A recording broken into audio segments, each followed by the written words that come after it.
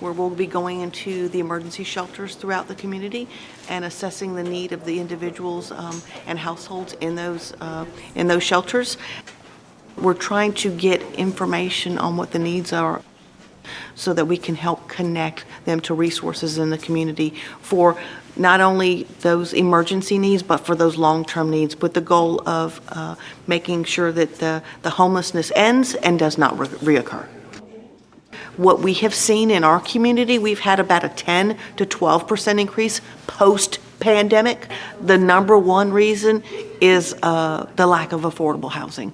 Those entry-level housing opportunities just are at a premium, and unfortunately the rents went up out of the range of those who are not making, $18 to $20 an hour, are not going to be able to afford and sustain the housing, because we see right now people are at 50% or more of their income is for housing, and that's not sustainable long term.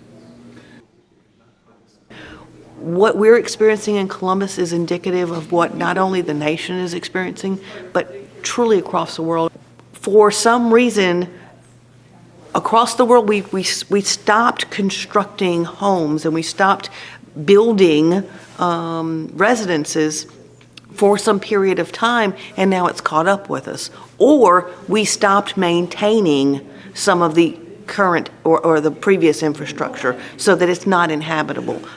One of the things that we've done at the United Way, we're about on the tail end of a housing market needs assessment, not just for Columbus, Phoenix City, or Muskogee, Russell County, but for an 8-county region, where we we did some surveys for late last year, or mid to late last year, and we'll be doing some focus groups starting in February to look at what we have, what we need. And then with our friends from Georgia Tech who are heading up the study, they're going to project help us develop a plan going forward for the next 5, 10, 15 years.